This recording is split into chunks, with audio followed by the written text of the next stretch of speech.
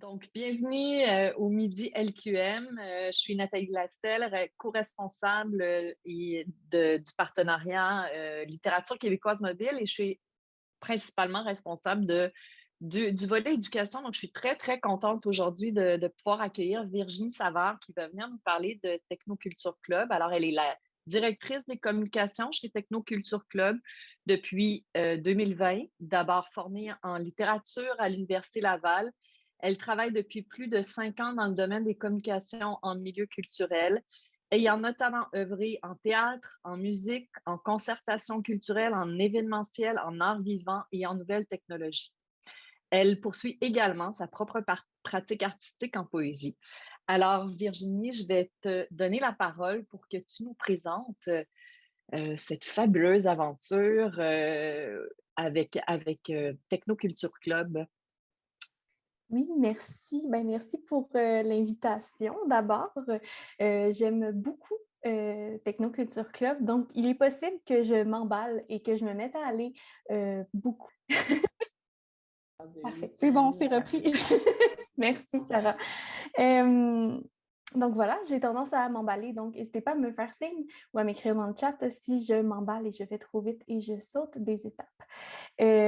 Donc voilà, je vais commencer à partager mon écran parce que je vous ai préparé un petit PowerPoint, l'air de rien, pour soutenir mon propos. Vous excuserez mon chat qui est derrière, c'est les joies du télétravail.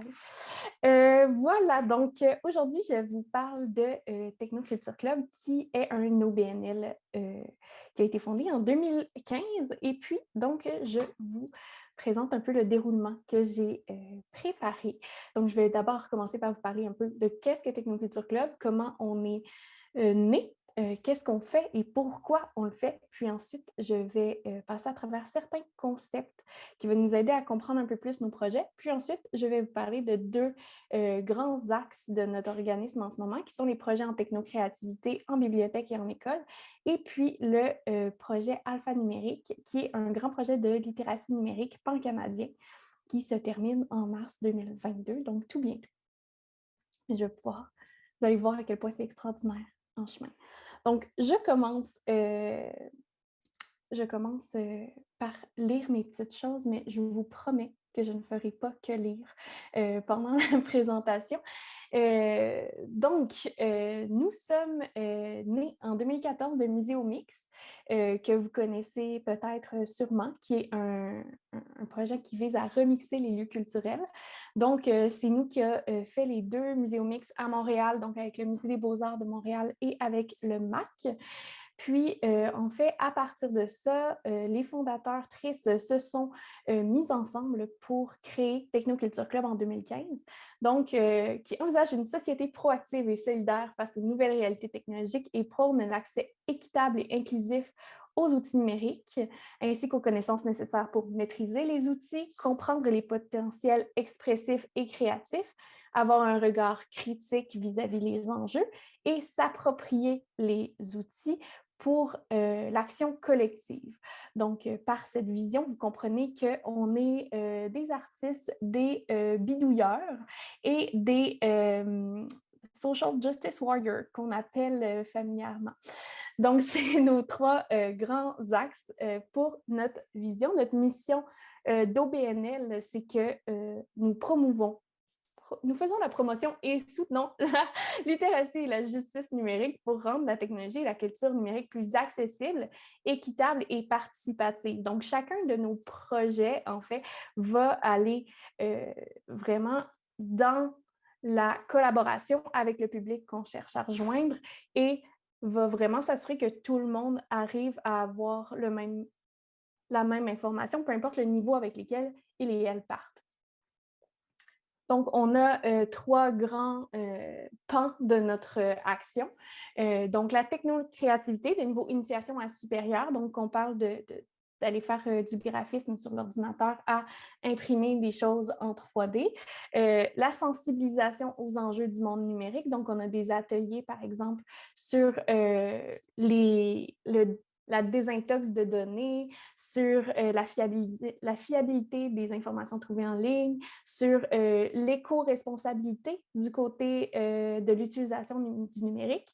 Et on a la littératie numérique de base, donc comment en fait utiliser les outils numériques, comment les comprendre et apprendre à s'en servir de manière intelligente. Et voilà, donc tout ça, nous le faisons en visant des populations qui sont particulièrement vulnérables aux fractures numériques et à l'accélération numérique.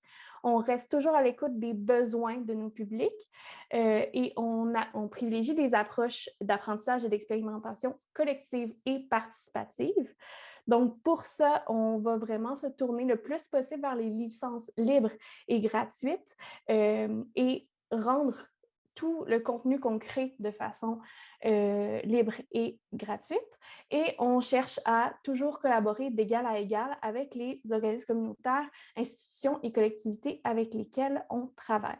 Et là, je vois que mon A n'est pas en gras et ça me dérange énormément, mais on veut améliorer les pratiques et les rendre plus accessibles. Parce que c'est donc, comme vous vous en doutez, avec les premières minutes de ma présentation, tout ce qu'on cherche à faire en fait chez Technoculture Club, c'est rendre le monde numérique ouvert à tout le monde pour que tout le monde puisse y participer et réduire le plus possible en fait les barrières à l'accès. Donc, Technoculture Club, a beaucoup évolué depuis sa création. En fait, on a commencé justement avec les Muséomix, avec les Space Apps, qui ça est le créaton de la NASA, pour créer en fait des applications, etc. Donc, à l'origine, on était vraiment ancré dans la culture maker, donc vraiment dans s'approprier la technologie et l'amener dans les institutions culturelles aussi. Donc, nos premiers grands projets ont été du côté ABC 3D, où on a vraiment créé un programme avec la Ville de Montréal pour comprendre les projets qui ont à faire avec une imprimante 3D, puis comment s'en servir. La plateforme existe toujours et est toujours consultable. Ensuite, on a fait des formations professionnelles, justement avec le personnel des Fabricatech de la Ville de Montréal. On a commencé à animer des Fab Labs en école secondaire et en bibliothèque. Et on a commencé le projet Code et environnement, où on travaille avec les microbits pour créer, en fait, avec les jeunes, des dispositifs qui leur disaient quand leur plante avait soif, quand leur plante manquait de soleil, etc. Donc, vraiment quelque chose de bidouillage technologique, mais qui leur permettait aussi d'approfondir les enjeux autour du technologique et de l'écologie. Ensuite, en 2018-2019, on est allé vraiment plus du côté culturel, où on a eu des résidences de création avec des artistes numériques, en résidence en bibliothèque, on a eu des communautés de pratique pour mieux comprendre le risographe, donc toujours dans l'optique de rendre ces outils numériques-là accessibles au plus grand monde en tant que public, mais aussi en tant qu'artiste, donc pouvoir avoir les notions de base avec certains matériels technologiques. Et on a aussi fait le Alter Cultura, qui était le nouveau Muséomix. Et puis, donc, on a fait ça avec Amascouche, mais après ça, la COVID est arrivée et ça a été beaucoup plus difficile de continuer à faire des créatons dans les musées. Donc, évidemment, donc ça, c'est un peu tombé sur la glace. Et là, ensuite, nos deux principaux projets dont je vais vous parler aujourd'hui, c'est eux qui prennent le plus gros de la ligne du temps qui suit. Donc, c'est le catalogue d'ateliers technocréatifs qui est une suite d'ateliers et de clubs qu'on offre dans les bibliothèques et dans les écoles. Donc, autour de thèmes technologiques, mais toujours avec notre approche justice sociale, mais aussi accessibilité et exploration. Et on a notre grand pan littératie numérique qui actuellement est principalement alphanumérique, qui est le grand projet de littératie numérique sur lequel je vais m'épancher sans fin tout de suite après. Mais on a aussi le projet C'est juste en ligne qui est en cours et qui est une série de pilotes et de consultations avec des jeunes de 12 à 18 ans, des intervenants et des parents, pour permettre de créer des trousses éducatives et pas et réalistes et qui répondent vraiment aux besoins et aux envies des jeunes de 12 à 18 ans autour de la cyberviolence et du cyberharcèlement, comme un jeune sur 3 est victime de cyberviolence et que ça a encore augmenté avec la pandémie de COVID. Et on a aussi une clinique de dépannage sur place où des gens viennent dans nos bureaux avec leur appareil et puis disent « J'arrive pas à envoyer un courriel, pouvez-vous m'aider? » Et donc ça, c'est de la littératie numérique de première ligne, donc aider les gens avec leur dit ordinateur. Donc, je vais commencer maintenant avec les quelques concepts et ensuite, je vous parle de mes projets sans fin. Mais je veux quand même m'assurer qu'on part du même niveau et que tout le monde est au courant des concepts desquels je parle parce que quand on travaille en littératie numérique, on ne peut rien prendre pour acquis que le monde save, en fait. Donc, j'ai fait la même chose pour vous aujourd'hui. Je vais quand même prendre une gorgée d'eau. L'air de rien. Donc, le premier concept dont je vous parle, c'est les fractures numériques. Donc, vous avez sûrement entendu parler, on les appelle aussi disparités, inégalités, fossés numériques. En fait, c'est ce qui sépare les personnes bien intégrées, disons, dans le monde numérique de celles qui en sont exclues. Donc, c'est difficilement identifiable à première vue que la personne souffre d'illittératie numérique, mais c'est surtout concentré du côté des populations vulnérables. Et c'est pour ça que mon deuxième concept, c'est les barrières systémiques à l'accès, qui est en fait la transposition des inégalités sociales à l'univers digital.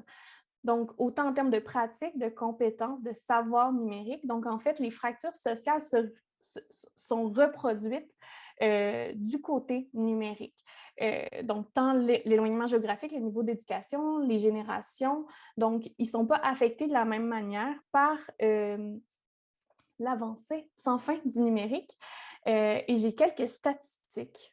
C'est tout le temps le fun, les statistiques, ça fait bien dans un PowerPoint. Donc, au Canada, 7,7% de la population n'utilise pas Internet et au Québec, c'est 12,9%. Moi, en tout cas, personnellement, c'est plus que ce que je pensais. Et 28% au Québec des 65 ans et plus qui n'utilisent pas Internet.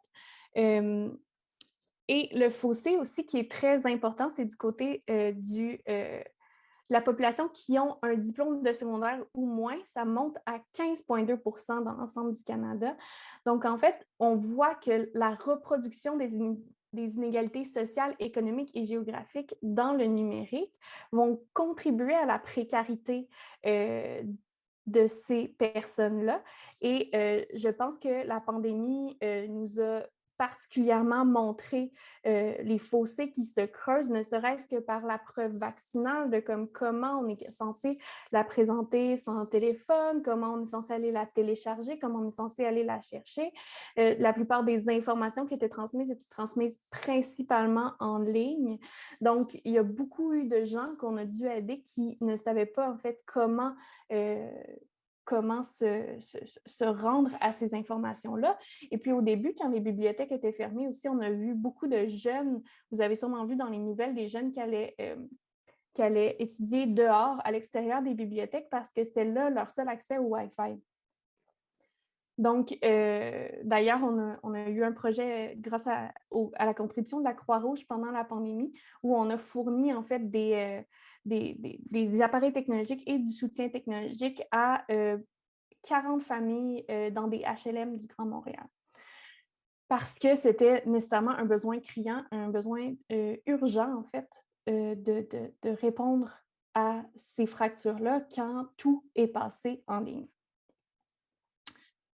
Voilà, donc ensuite la littératie numérique, donc j'ai repris la définition de l'OCDE, à quoi bon en créer une nouvelle, parce que la littératie numérique, c'est la capacité à comprendre et à maîtriser Internet, les outils numériques et les technologies de l'information, que ce soit dans la vie courante, à la maison, au travail, dans la collectivité, en fait, afin de pouvoir les utiliser au maximum et contribuer en utilisant les dits outils du numérique. Donc ça, c'est vraiment ce qu'on fait avec Alphanumérique, c'est ce qu'on fait avec la clinique de dépannage. C'est vraiment de mieux comprendre ces outils-là et la manière dont ils fonctionnent pour pouvoir mieux les utiliser. On a aussi la notion de citoyenneté numérique qu'on a dans nos ateliers qui sont moins de base. On a la littératie numérique de 3 niveaux différents. Donc, du côté de la citoyenneté numérique, c'est vraiment d'appliquer la connaissance des règles et des droits, des responsabilités du comportement social en ligne. Donc, au moment où on est en ce moment, où la plupart de la vie est transférée en ligne, il y a cette notion de citoyenneté numérique qui est de plus en plus mise de l'avant. Puis c'est ce problème-là, en fait, qui est surtout pointé du côté, par exemple, des fausses nouvelles, de l'éco-responsabilité, des cyberviolences, puis des enjeux de transparence aussi des grandes compagnies. C'est aussi pour ça que j'ai mis le lien vers la Charte de la citoyenneté à l'ère du numérique, qui a été créée par des jeunes et par Printemps numérique pour quelle valeurs doivent être mises de l'avant dans cet espace public qu'est l'Internet. Et je vous parle de technocréativité depuis le début, puis je ne l'ai pas encore définie, donc je vous le fais maintenant. La technocréativité, c'est de se réapproprier les divers outils numériques pour l'expression de soi et de ses idées, mais aussi d'utiliser l'élan créatif comme moteur pour l'apprentissage et le développement des compétences du numérique. Donc, la technocréativité, c'est ce qu'on appelle en fait tout ce qui faisait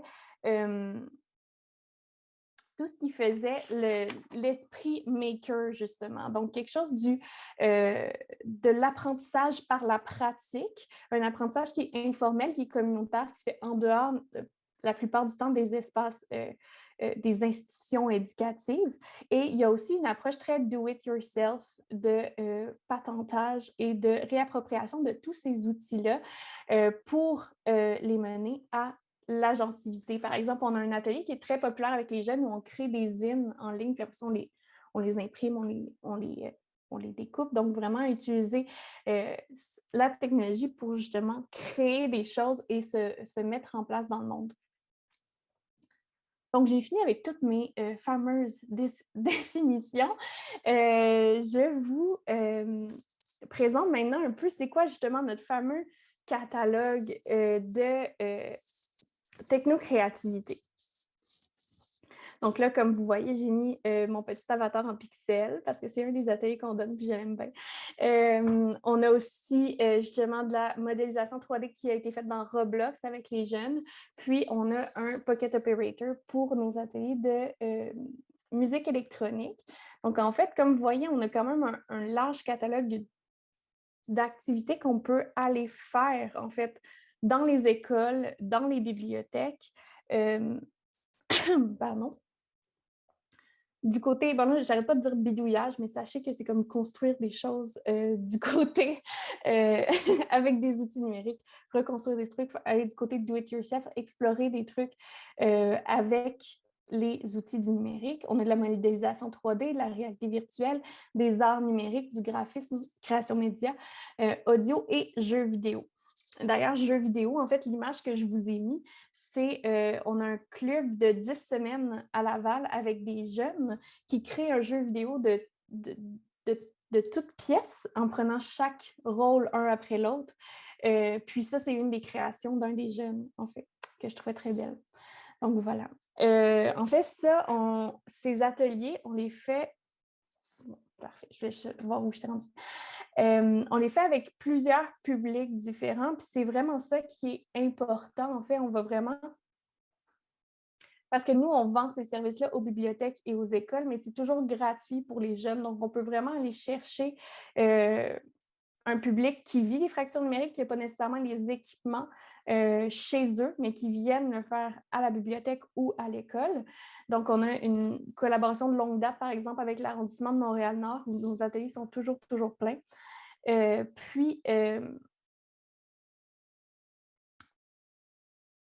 Les Fab qui fabriquaient, qui ont été des alliés de première date. Puis là, maintenant, ils sont presque tous avec des employés permanents pour la Fabricathèque, donc on est très contents de ça.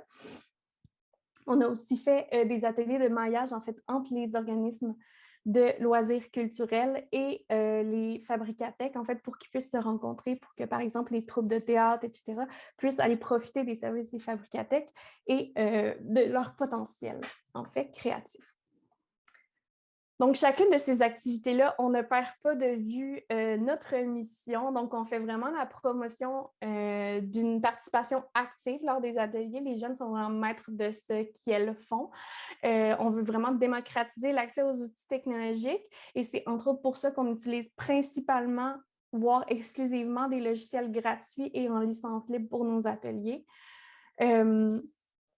On varie les styles d'apprentissage pour s'assurer que tout le monde peut suivre et peut découvrir. On offre un espace pour le partage et l'exploration et on a toujours un moment de réflexion critique, éthique sur ce qu'on vient de faire, sur pourquoi on le fait, sur comment on le fait, sur ce que ça implique. Aussi sur le côté de la diffusion.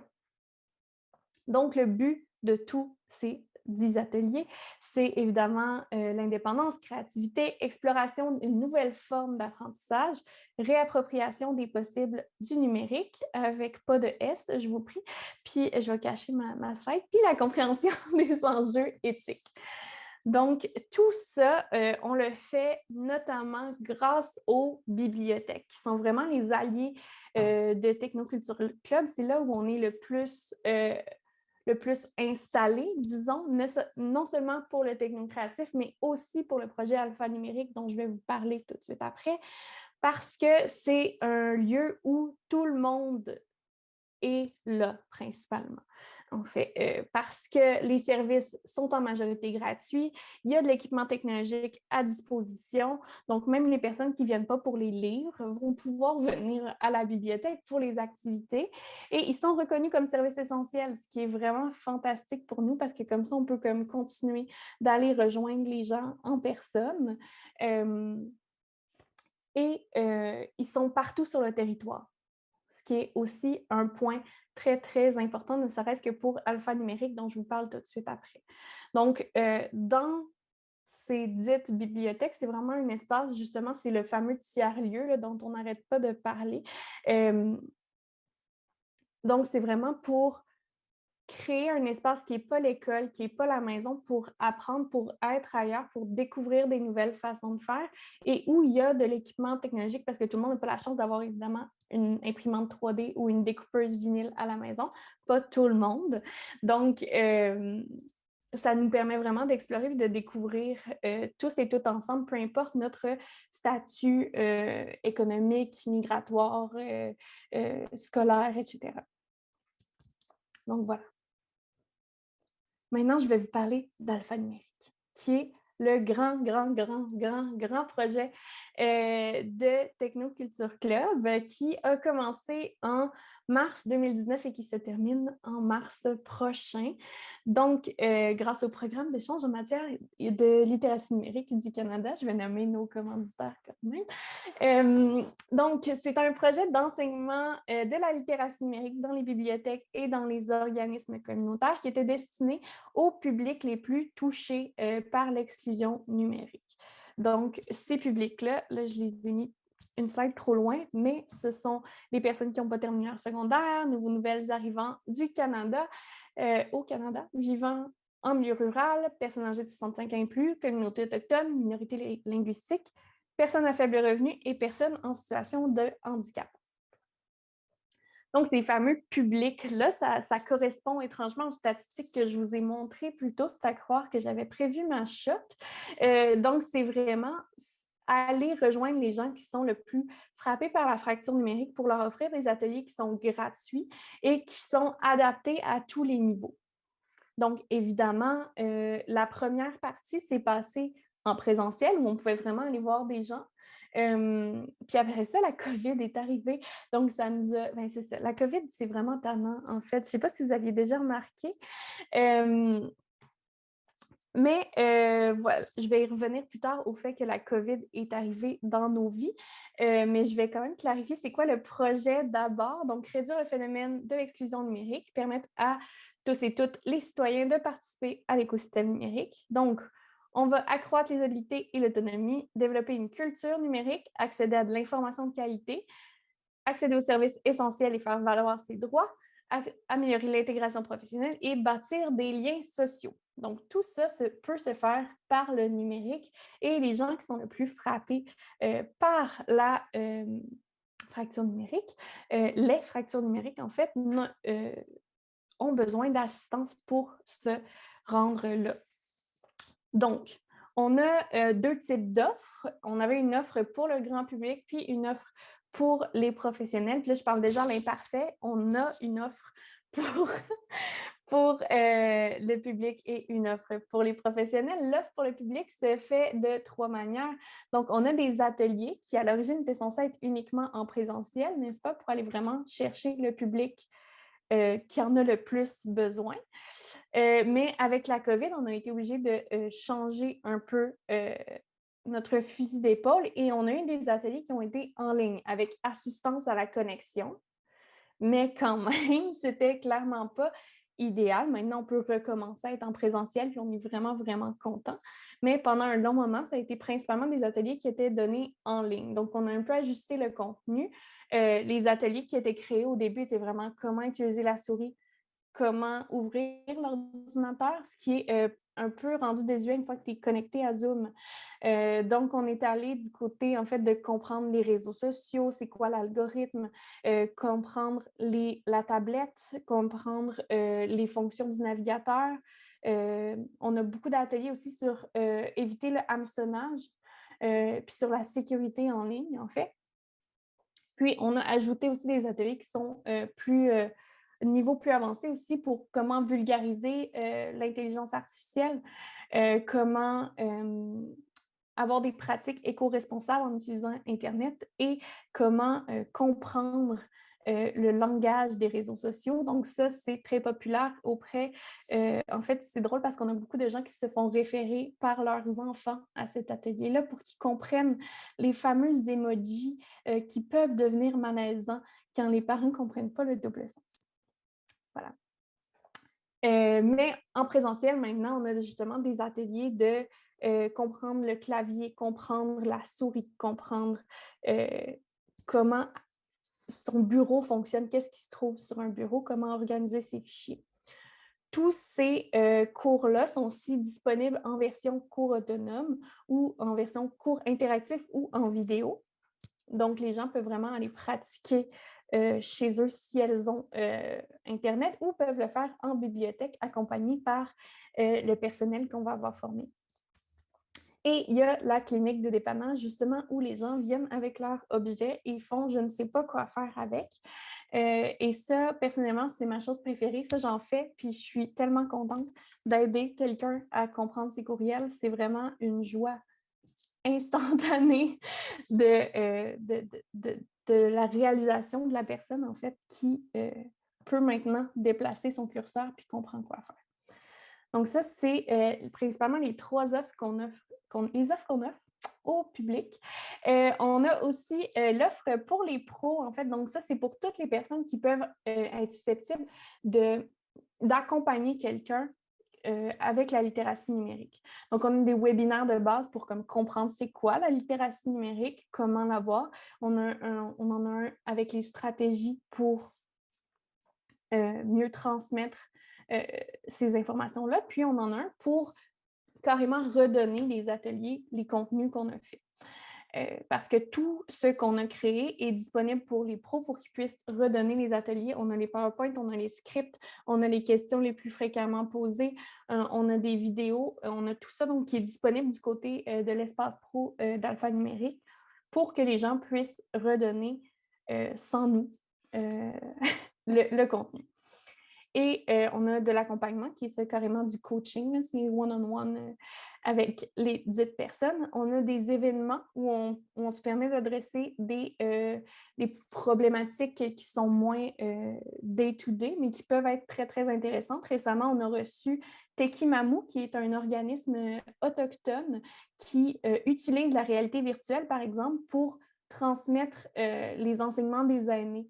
Donc, les jeunes peuvent être à Montréal avec un casque de réalité virtuelle, puis être aussi dans Pessamit, puis apprendre un peu comment chasser, créer des pièges, etc. Donc, c'était une conversation super, super enrichissante.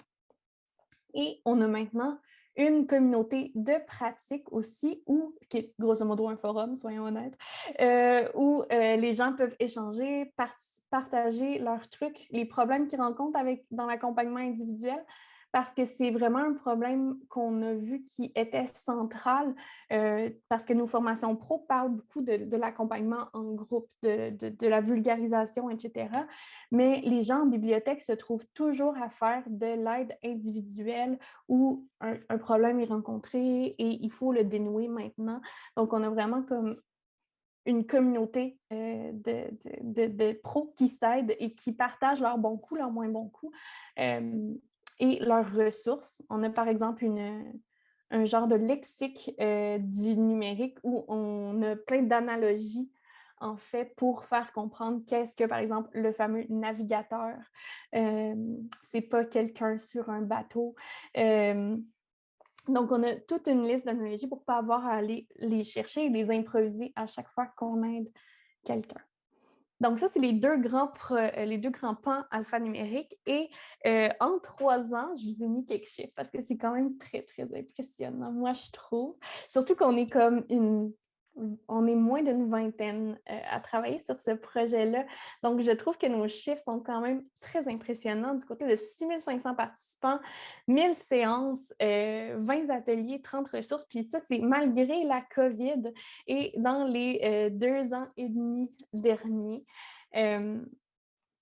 Donc, on a quand même créé tout un bassin de ressources, de documents, mais on a aussi parlé à 7500 personnes pour les aider à vivre mieux avec le numérique, puis apprendre des choses comme pourquoi Facebook me montre des affaires que je ne comprends pas pourquoi il me montre, notamment, qui est une question qui nous revient souvent quand même, puis qu'on oublie des fois que c'est une question. Donc voilà, ces beaux chiffres impressionnants sont la chose sur laquelle je vais conclure pour ouvrir aux questions, n'est-ce pas, Nathalie? Puis je vous mets nos handles de Oui. réseaux sociaux. Tu sais. Merci, Virginie.